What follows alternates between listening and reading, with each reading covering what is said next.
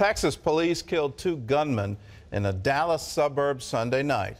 The men had shot at a security officer outside an exhibit showing cartoons of Muhammad.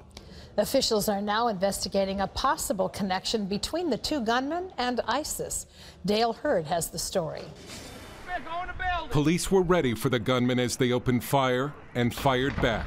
This is very scary. We heard boom, boom, boom, and then all of a sudden we see the cops everywhere. As the cartoon contest by the group the American Freedom Defense Initiative was ending, 2 men in a car arrived and started shooting.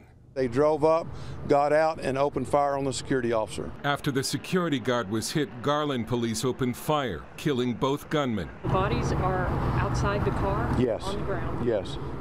And simply because we're not going to expose ourselves to a bomb that's inside a car.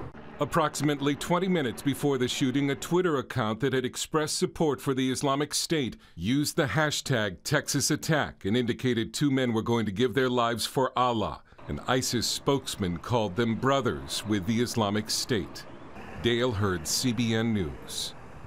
Well, we've now had our first ISIS attack in the United States, and it looks like it was homegrown. It doesn't look they came here from Syria. It looks like they were here and they identified with ISIS and took objection to some cartoons. That shows you what Islam believes about free speech and free expression in an open democratic society. The reality is they don't believe in any of that. They believe in a caliphate, and his rule is the caliph. His word is law. He is of the family of Muhammad. They all pledge their allegiance to him, and that's the ideology behind this kind of attack. We need to hit that ideology head on and do it very forcefully. Otherwise, this kind of thing is going to become increasingly common. Well, in other news, the death toll in Nepal is now over 7,000 after the recent earthquake. As Gary Lane reports, help is coming from around the world, including teams from Israel and CBN Disaster Relief. It was a miraculous rescue in Kathmandu. When a team of first responders from Israel arrived on the scene of this collapsed hotel building, they discovered someone was possibly trapped inside.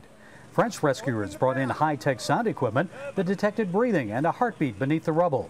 Norwegian rescuers joined in. 8 hours later, Krishna Devi Kadka was freed from the concrete that had encapsulated her for 5 days. The international rescue effort gave Nepalis hope that their missing loved ones may still be alive 1 week after the earthquake. The Israel rescuers were not the only Israelis among the first responders here in Nepal. Members of the Israeli Defense Forces arrived within hours after the earthquake and set up a sophisticated mobile mass unit to treat injured Nepalis. And 2 Israeli doctors have joined the CBN Disaster Relief Team in Kathmandu, providing much-needed medical treatment. Israelis are warm people, and they usually like to do and not to talk. So I see it many times that Israelis react very quickly.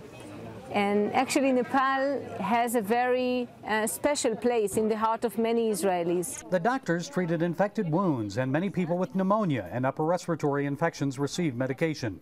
This woman was ill. Her condition got worse after the earthquake. She had no one to turn to for help. I'm very happy with the team that came by today. They gave me medicine and I had the opportunity to meet the team members. I'm really thankful. The CBN relief effort here in Nepal is truly an international one. It's not just the Israeli doctors that are providing medical care, but Dr. Carla here is from CBN Indonesia. She's here checking hearts, checking the health of the people, seeing what their needs are. We have other team members from other countries. We have Nepal represented here. We also have CBN India and the United States. Because of our offices in around the world, we're able to quickly respond to disasters immediately, effectively, not having to send a team from America over a period of time. They can fly usually within an hour or 2 hours and be on the ground, on the scene to assist our partners in the country, which they've done in Nepal. It's not only international that we work with Indians and Indonesian doctors and Americans and people from all over the world, but it's also interreligious, and I think it is very special. In addition to the medical care, CBN has provided food for the hungry and tarps and mattresses for the homeless and displaced. When natural disasters like the Nepal earthquake strike and wreak havoc on a nation, Christians and Jews are often first responders. You know, coming and being able to show that we care, support, allows us to be the hands and feet of Jesus Christ. CBN here has come with the presence to make a long-term sustainable impact. Their lives have been totally destroyed. They've been shaken. This earthquake has rattled the entire nation. Gary Lane, CBN News, Kathmandu, Nepal. It's wonderful to see Christians and Jews linking together, linking with the IDF, linking with IsraAid to provide help to people in Nepal. And it's all made possible because people like you care enough to give.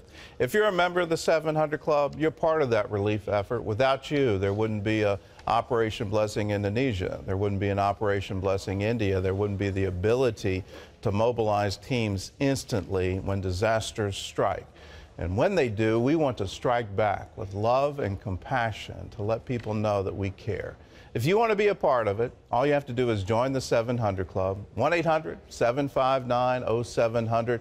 Just say, yes, I want to be a part of it. How much is it? It's just $20 a month, 65 cents a day, and your gift goes to those in need. It goes to preach the gospel around the world. It goes to help people in need.